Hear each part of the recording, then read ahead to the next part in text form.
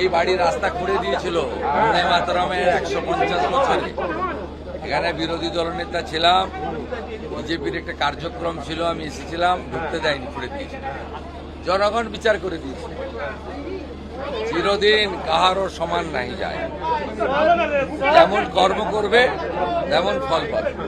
इतना दिन यहाँ पे कोई रिनोवेशन नहीं किया गया है, क्या कहेंगे? रास्ता भी पिछले सरकार का काम तुष्टीकरण, भ्रष्टाचार, परिवारवाद और बंगाल को पीछे ले जाने का काम किया। ये सब काम तो उनका नहीं करने का मकसद था।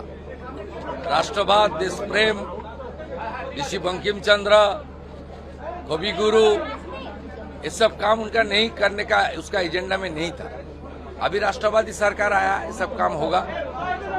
और वंदे मातरम का 150 साल भी चल रहा है। हम लोग बजट में डिक्लेयर किया है एक बड़ा म्यूजियम होगा, नेशनल लेवल का म्यूजियम, वंदे मातरम म्यूजियम। आज ये जो बहुत बारिश हो रहा है, इसकी वजह से थोड़ा सा रेस्क्यू प्रॉब्लम है क्या? रेस्क्यू ऑपरेशन में थोड़ा सा प्रॉब्लम हो रहा था? हुआ है, लेकिन ऑलमोस्ट तो कंप्लीशन में कंप्लीट हो गया है। और बाकी तो पूरा मालवा क्लीन करने का काम तो नॉन स्टॉप चल रहा है। लेकिन क्या सबको निकाल लिया गया है? ये तो बोलना मुश्किल है। ऑपरेशन चल ये एनडीआरएफ और आर्मी जब बोलेगा तब कोलकाता पुलिस को मैं जानकारी दे दूंगा। ये मेरा बोलने का ठीक नहीं। देखिए, यूनिफॉर्म सिविल कोड बंगाल में होगा, एक प्रोसीड्योर होता है, हम लोग असेंबली में बताऊंगा। एक कमेटी बनता है एक सिटिंग जज के नेतृत्व में। गुजरात, उत्तराखंड, आसाम में जिस तरीके से हुआ प्रोसीड्योर मानते हुए होगा।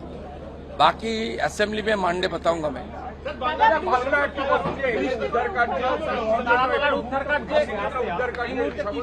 হ্যাঁ, কালকে তো ডিস্টার্ব হয়েছে, কিন্তু আমরা টাচে আছি। উদ্ধার কার্য চলছে, পুরোটা ক্লিনিং না হওয়া পর্যন্ত এটা চলবে।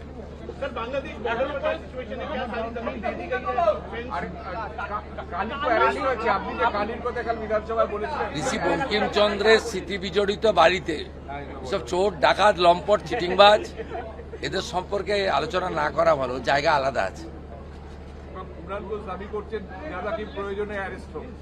আমি এখানে এসব কথা বলবো না। আমি ঋষি বঙ্কিমচন্দ্রের, সাহিত্য সম্রাটের, বন্দে মাতরমের রচয়িতার, তার পূর্ণ জন্ম দিবস অর্থাৎ আবির্ভাব দিবস, আমি এখানে এসেছি গ্রন্থাগার মন্ত্রী, বিধায়ক, আধিকারিকদের নিয়ে। এই প্রথমবার রাজ্য সরকার এখানে অনুষ্ঠান পালন করছে। তথ্য সংস্কৃতি দপ্তর এবং গ্রন্থাগার দপ্তর এবং কলকাতা কর্পোরেশন মিলিতভাবে এই কাজটা আমাদের আজকে সকালের প্রথম কাজ। আমি আপনাদেরকে বলবো, আপনারা 12টা 30 মিনিটে ময়দানের পিডাব্লিউডি যে টেন্ট আছে তার ওখানে অপেক্ষা করবেন।